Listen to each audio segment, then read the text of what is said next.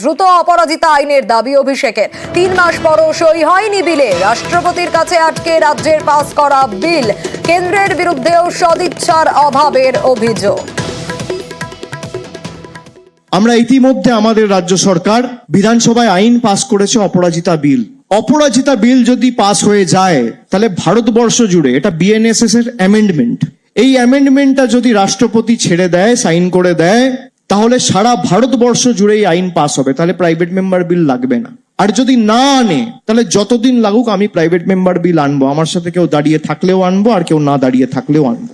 রাজ্য সরকার তার কর্তব্য করে রাজ্যপালের অফিসে পাঠিয়েছে, রাজ্যপাল সেখান থেকে তিনি রাষ্ট্রপতির কাছে পাঠিয়েছেন। 2 মাস হয়ে গেল, আজকে সেই বিল নিয়ে কোনো উচ্চবাচ্য নেই, রাষ্ট্রপতির কাছে পড়ে আছে। এই বিল যেদিনকে পাস হবে সেদিনকেই ধর্ষণের মতো ঘটনা আমাদের সমাজে বন্ধ হবে।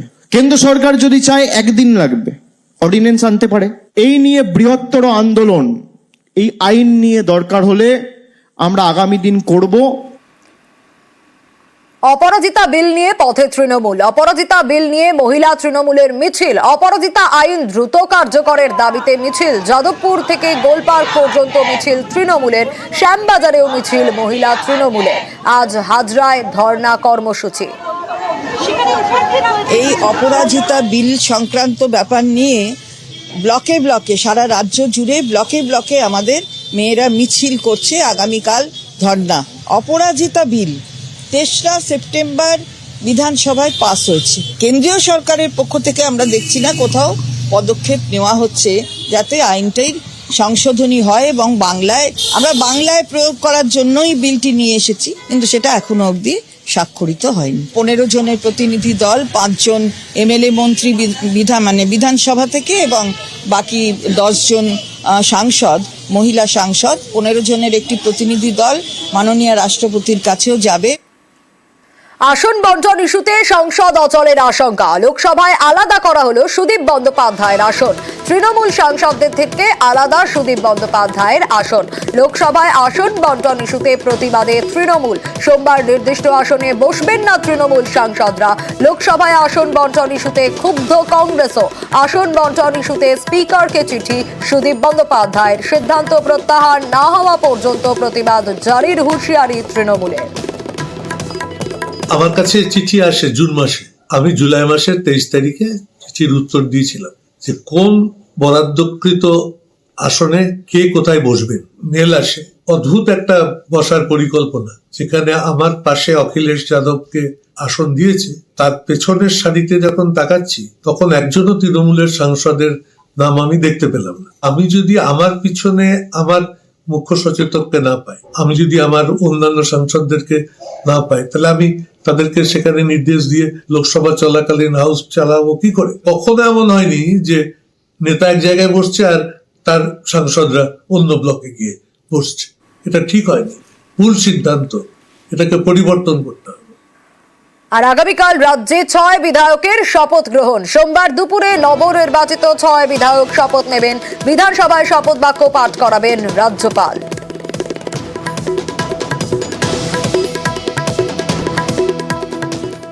সরকারি প্রকল্পে টাকা গায়েব। আবারও চাঞ্চল্যকর অভিযোগ উত্তর দিনাজপুরে। অভিযোগ, সংখ্যালঘু পড়ুয়াদের স্কলারশিপের কোটি কোটি টাকা গায়েব হয়েছে।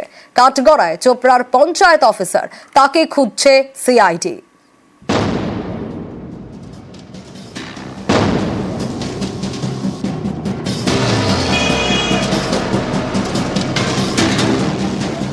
ট্যাবের টাকা গায়েব ঘিরে তোলপাড় রাজ্য। এরই মাঝে প্রকাশ্যে আরও একটি রাজ্য সরকারি প্রকল্পের টাকা গায়েবের ঘটনা। এবারও আলোচনায় সেই উত্তর দিনাজপুর। রাজ্য সরকারের সংখ্যালঘু স্কলারশিপের কোটি কোটি টাকা গায়েব হয়েছে বলে অভিযোগ। এই ঘটনায় কাঠগড়ায় চোপড়ার দাসপাড়ার পঞ্চায়েত অফিসার তাজামুল হক।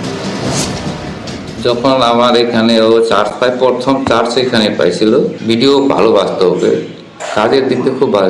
আগেও কি করছে, অনলাইনে চুরি করছে না কি করছে, ব্যাপারটা তো আমরা বলতে পারবো না। তাহলে তিনি মাইনরিটিতে তছরূপ করেছেন নাকি? শোনা যাচ্ছে মাইনরিটিতে করছে। কত টাকা হবে আমি তো বলতে পারবো না। পেপারে যা লেগছে কোটি কোটি টাকা কোথাও লেগছে। এই পঞ্চায়েতে উনি কতদিন ধরে অ্যাপয়েন্টমেন্ট? 3 বছর মোটামুটি। 3 বছর ধরে কাজ করছিলেন। সংখ্যালঘু পড়ুয়াদের স্কলারশিপ দিতে পশ্চিমবঙ্গ সরকারের প্রকল্প ঐক্যশ্রী। এই প্রকল্পে সংখ্যালঘু পড়ুয়াদের 1100 থেকে 33,000 টাকা পর্যন্ত দেওয়া হয়। 2021 সালে উত্তর দিনাজপুরের করণদিঘিতে এই প্রকল্পের টাকা গায়েব হচ্ছে বলে অভিযোগ ওঠে। তদন্তে নেমে কয়েকজনকে গ্রেপ্তার করে সিআইডি। ধৃতদের জেরা করে তাজামুল হকের নাম জানা যায়। এই তাজামুল উত্তর দিনাজপুরের করণদিঘির বাসিন্দা। চোপড়ার দাসপাড়া গ্রাম পঞ্চায়েতের অফিসার। গত অক্টোবরে তার নামে নোটিশ দেয় সিআইডি। ততদিনে গা ঢাকা দিয়েছেন তাজামুল। দাসপাড়ার পঞ্চায়েত প্রধানের দাবি, কয়েক মাস ধরে তাজামুল অফিসে যাচ্ছেন না। ছেলেটা ভালো, কিন্তু আগে তো এতটা শিয়ানা আমি জানি না। এমনি কাজের দিক দিয়ে খুব পরিষ্কার, কাজ টানতেও ভালো, জানেও ভালো। এখন কি উনি আসছেন পঞ্চায়েতে? না না, ও কমসে কম 2-2.5-3 মাস থেকে আসছে না পঞ্চায়েত। কোথায় গেল স্কলারশিপের কোটি কোটি টাকা? অভিযুক্ত তাজামুলই বা কোথায়? তদন্তে সিআইডি। উত্তর দিনাজপুর থেকে চঞ্চল মোদক, নিউজ 18 বাংলা। সরকারি প্রকল্পে টাকা গায়েব, আবারও চাঞ্চল্যকর অভিযোগ উত্তর দিনাজপুরে। অভিযোগ, সংখ্যালঘু পড়ুয়াদের স্কলারশিপের কোটি কোটি টাকা গায়েব হয়েছে। কাঠগড়ায় চোপড়ার পঞ্চায়েত অফিসার, তাকে খুঁজছে সিআইডি।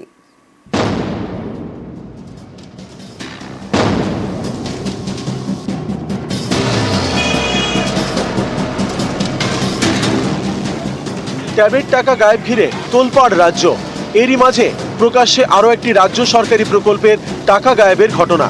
এবারও আলোচনায় সেই উত্তর দিনাজপুর। রাজ্য সরকারের সংখ্যালঘু স্কলারশিপের কোটি কোটি টাকা গায়েব হয়েছে বলে অভিযোগ। এই ঘটনায় কাঠগড়ায় চোপড়ার দাসপাড়ার পঞ্চায়েত অফিসার তাজামুল হক। যখন আমার এখানে ও চার্জ পায়, প্রথম চার্জ এখানে পাইছিল, ভিডিও ভালো বাস্তবে, কাজের দিক দিয়ে খুব ভালো। আগে ও কি করছে, অনলাইনে চুরি করছে না কি করছে, ব্যাপারটা তো আমরা বলতে পারবো না। তাহলে তিনি মাইনরিটিতে তছরূপ করেছেন নাকি? শোনা যাচ্ছে মাইনরিটিতে করছে। কত টাকা হবে? আমি তো বলতে পারবো না। পেপারে যা লেগছে কোটি কোটি টাকা কোথাও লেগছে। এই পঞ্চায়েতে উনি কতদিন ধরে অ্যাপয়েন্টমেন্ট? 3 বছর মোটামুটি। 3 বছর ধরে কাজ করছিলেন। সংখ্যালঘু পড়ুয়াদের স্কলারশিপ দিতে পশ্চিমবঙ্গ সরকারের প্রকল্প ঐক্যশ্রী। এই প্রকল্পে সংখ্যালঘু পড়ুয়াদের 1100 থেকে 33,000 টাকা পর্যন্ত দেওয়া হয়। 2021 সালে উত্তর দিনাজপুরের করণদিঘিতে এই প্রকল্পের টাকা গায়েব হচ্ছে বলে অভিযোগ ওঠে। তদন্তে নেমে কয়েকজনকে গ্রেপ্তার করে সিআইডি। ধৃতদের জেরা করে তাজামুল হকের নাম জানা যায়। এই তাজামুল উত্তর দিনাজপুরের করণদিঘির বাসিন্দা। চোপড়ার দাসপাড়া গ্রাম পঞ্চায়েতের অফিসার। গত অক্টোবরে তার নামে নোটিশ দেয় সিআইডি। ততদিনে গা ঢাকা দিয়েছেন তাজামুল। দাসপাড়ার পঞ্চায়েত প্রধানের দাবি, কয়েক মাস ধরে তাজামুল অফিসে যাচ্ছেন না। ছেলেটা ভালো, কিন্তু আগে তো এতটা শিয়ানা আমি জানি না। এমনি কাজের দিক দিয়ে খুব পরিষ্কার, কাজ টানতেও ভালো, জানেও ভালো। এখন কি উনি আসছেন পঞ্চায়েতে? না না, ও কমসে কম 2-2.5-3 মাস থেকে আসছে না পঞ্চায়েত। কোথায় গেল স্কলারশিপের কোটি কোটি টাকা? অভিযুক্ত তাজামুলই বা কোথায়? তদন্তে সিআইডি। উত্তর দিনাজপুর থেকে চঞ্চল মোদক, নিউজ 18 বাংলা। খড়গপুরে রেল কলোনির বাড়ি সংস্কার ঘিরে উত্তেজনা। রেলের আধিকারিকদের সঙ্গে স্থানীয় কাউন্সিলরের বচসা। অভিযোগ, রেল কলোনির বাসিন্দাদের বাংলাদেশি বলেন খড়গপুরের এডিআরএম। তাকে পাল্টা বিজেপির প্রতিনিধি বলে কটাক্ষ তৃণমূল কাউন্সিলরের। এ নিয়েই রাজনীতির হাওয়া গরম। ये पूरा पॉलिटिकली बात कर रहे हैं मैडम आप। इसका मतलब आपको बीजेपी का गवर्नमेंट यहाँ पर भेजा गया। बांग्लादेश यहाँ पर कहाँ प्रूफ कीजिए, आपका काम है वो। बस्ती वाला सब सुन लो, तुम आप लोग क्या बांग्लादेश से आए क्या? नहीं आया, नहीं आया। बांग्लादेश से आए क्या? রেল শহর পশ্চিম মেদিনীপুরের খড়গপুর। এখানকার সিএমই গেটের কাছে রেল কলোনি। সেখানে রেলের উচ্ছেদ ঘিরে উত্তেজনা। রেল আধিকারিকের সঙ্গে স্থানীয় তৃণমূল কাউন্সিলরের বচসা। ये पूरा पॉलिटिकली बात कर रहे हैं मैडम आप। इसका मतलब आपको बीजेपी का गवर्नमेंट यहाँ पर भेजा गया आपको। बांग्लादेश यहाँ पर कहाँ प्रूफ कीजिए, आपका काम है वो।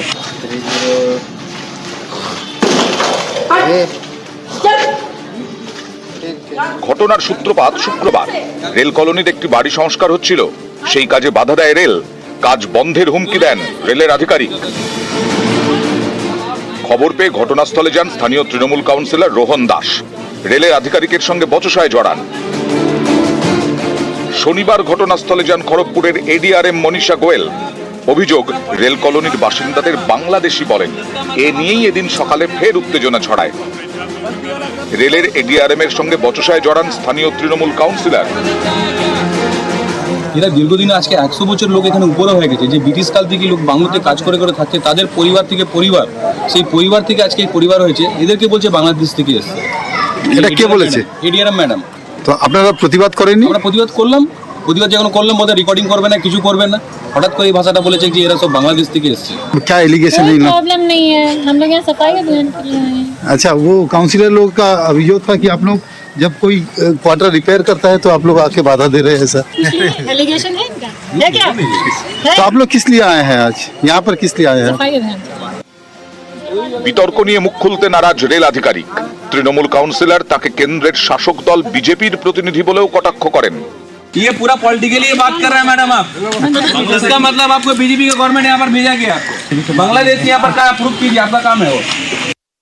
রেলের জায়গাগুলো বহু লোক ধরে বহুদিন ধরে বহু লোক বসে আছে। রেল যখন ডেভেলপমেন্ট করে লোকেরা সরে যায়, এর আগে কোনো হয়নি। কিন্তু টিএমসি সব জায়গায় গিয়ে রাজনীতি করে, যেহেতু বিজেপির ওখানে শক্তি আছে, তো লোককে খেপিয়ে বিজেপির বিরুদ্ধে নিয়ে যাওয়ার চেষ্টা হয়। একাধিক জায়গায় টিএমসি পার্টি অফিস করে রেখেছে রেলের জায়গায়। তো এইভাবে রেলের জায়গা দখল করে ওখানে দাদাগিরি হচ্ছে, পয়সা কামানো হচ্ছে, আর তাই সরকারের কাছে বাধা দিচ্ছে। वाह, बीजेपी का काम देखिए। খড়গপুর থেকে শঙ্কর রায়, নিউজ 18 বাংলা। যে খবরে নজর রাখবো, হাতির গতিবিধির উপর নজরে ব্যস্ত বনকর্মীরা, আর সেই সুযোগ নিচ্ছে কাঠ পাচারকারীরা। কারণ জঙ্গল থেকে গাছ কেটে পাচারের চেষ্টা, এই অভিযোগ, এবং কতজনকে গ্রেপ্তার করা হয়েছে ইতিমধ্যে কি জানা যাচ্ছে, আরো বিস্তারিত এই বিষয়ে বিশ্বজিৎ জানাতে পারবে। বিশ্বজিৎ, দেখো, তোমাকে জানিয়ে রাখি যে শীতের মরশুম পড়তে কিন্তু হাতিদের উপদ্রব বাড়ে লোকালয়ে, এবং সেই ব্যস্ততার সুযোগ নিয়ে এক প্রকার কাঠ পাচারকারীরা কিন্তু জঙ্গলে ঢুকে কাঠ কেটে সেই কাঠ চেরাই করে তারা আবার পৌঁছে দিচ্ছে বিভিন্ন আসবাবপত্রের দোকানে। এ ধরনের গোপন সূত্রে খবর পায় বাগডোগরা বন দপ্তরের আধিকারিকরা, এবং তারা ওত পেতে থাকে মাটিগাড়া, এবং সেখান থেকেই তারা একটি কাঠ বোঝাই পিকআপ সহ প্রায় 4 জনকে গ্রেপ্তার করেছে। প্রথম অবস্থায় 2 জনকে গ্রেপ্তার করা হয়, এবং তাদের জেরা করলে আরো 2 জনের খোঁজ পায় পুলিশ, বন দপ্তর, এবং সেখান থেকে প্রায় 3 লক্ষ টাকার অধিক কিন্তু কাঠ উদ্ধার করেছে বন দপ্তর, এবং 4 জনকে আজ শিলিগুড়ি মহকুমা আদালতে পাঠানো হবে। বন দপ্তরের রেঞ্জার সূত্রে যেটা জানা গিয়েছে যে যেহেতু বনকর্মীরা হাতির বিভিন্ন জায়গায় পর্যবেক্ষণ করতে ব্যস্ত থাকে, তাই সেই সুযোগকে কাজে লাগাচ্ছে এই পাচারকারীরা, এবং এর সঙ্গে আরো বেশ কিছু পাচারকারী যোগ থাকতে পারে। কেননা বন দপ্তর কোথায় কখন কিভাবে টহলদারি করছে তার খোঁজ খবর এদের কাছে পৌঁছাচ্ছে, এবং এরা যোগ করছে বিভিন্ন আসবাবপত্রের দোকানে। সেক্ষেত্রে আসবাবপত্রের বিভিন্ন দোকানে কিন্তু প্রচুর চেরাই কাঠ এবং চোরাই যে সমস্ত কাঠ থাকতে পারে বলে বন দপ্তরের সূত্রে খবর, এবং তারা বিভিন্ন বন দপ্তরের আধিকারিকরা ইতিমধ্যে খোঁজ চালাচ্ছে বিভিন্ন আসবাবপত্রের দোকানে। দেখা হচ্ছে বেশ। বিশ্বজিৎ, एक गाड़ी पकड़ी गई है, उसमें साल और टीक का भी हैंड्स ऑन टिम्बर है। 2 पहले गिरफ्तार किए गए थे, उसके बाद में 2 अन्य लोग हैं, उनको भी गिरफ्तार किया गया है। वन विभाग अभी हाथी के डिप्रेडेशन के कारण से बहुत बिजी रहता है, तो ये लोग मौका का फायदा उठा के ये सब करने के चक्कर में थे। स्पेशली शिव मंदिर एरिया में 2 नंबरी माल पहुंचाने का काम कर रहे थे। जो इसमें इन्वॉल्व था उसमें से मेजोरिटी जो था उसमें 4 लोगों को गिरफ्तार किया गया है। ডেবরায় আবাসের ঘর ফেরালেন তৃণমূলের 2 পঞ্চায়েত প্রধান। প্রশাসনের দাবি তারা আবাস যোজনায় ঘর পাওয়ার যোগ্য। বিতর্ক এড়াতে নাম বাতিলের আবেদন 2 পঞ্চায়েত প্রধানের।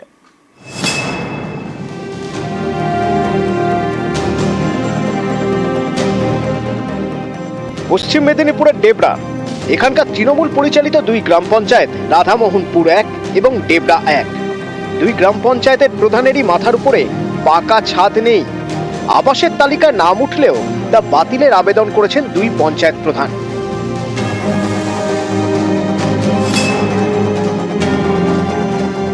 ডেবরা রাধামোহনপুর 1 গ্রাম পঞ্চায়েতের তৃণমূল প্রধান তনুশ্রী মণ্ডল।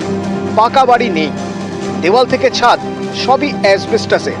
আবাসের তালিকায় তার স্বামীর নাম রয়েছে, প্রশাসনের কাছে সেই নাম বাতিলের আবেদন করেছেন। আবাস প্লাসে যে সার্ভে হচ্ছে, এখানে আমার স্বামীর নাম আছে। আমি গ্রাম পঞ্চায়েতের প্রধান হয়েছি। আমি চাই না যে আমার মানে রাধামোহনপুর 1 গ্রাম পঞ্চায়েতে অনেক গরিব মানুষ আছে যাদের এখনো বাড়ি হয়নি। সেই জন্য আমি চাই যাতে আমার নামটা ফেরত দিয়ে যেন ওই সকল গরিব মানুষের মাথার উপরে ছাদ হয়। আমি এই জন্য বাড়িটা ফেরত দিচ্ছি, যাতে ওনাদের বাড়ি হলে আমি নিজে খুব খুশি হব। এই বাড়িতে থাকেন ডেবরা 1 নম্বর গ্রাম পঞ্চায়েতের তৃণমূল প্রধান পূর্ণিমা ভূঁইয়া। ইটের দেওয়াল, অ্যাসবেস্টাসের ছাদ, তার নাম রয়েছে আবাসের তালিকায়। তিনিও আবাসের ঘর ফেরতের আবেদন করেছেন। আমার মাথা গোজার মতো তো এখন জায়গা আছে, কিন্তু অনেক গরিব মানুষ আছে যাদের মাথা গোজার মতো ঠাঁই নেই। কিন্তু সেই মানে তাদের যে কষ্ট, সেই কষ্টটা আমার চোখে ভালো মতন ধরা পড়েছে। সেই কষ্টের জন্য আমি নিজে থেকে আমার বাড়ি নেওয়াটা বাতিল করেছি। আমি যেহেতু এই চেয়ারে রয়েছি আমি, সেহেতু মানুষও আমার প্রতি একটা আশা করে। কিন্তু তবুও যদি আমার তরফ থেকে যদি কারো ভালো হয় আমি নিশ্চয়ই চেষ্টা করব। যারা পাওয়ার প্রকৃত যোগ্য তারাই পাবে, এইটুকুনি আমি চাই। আবাস যোজনার ঘর নিয়ে ভুরি ভুরি অভিযোগ। পাকা বাড়ির মালিকদের নামও আবাসের তালিকায় উঠেছে বলে অভিযোগ।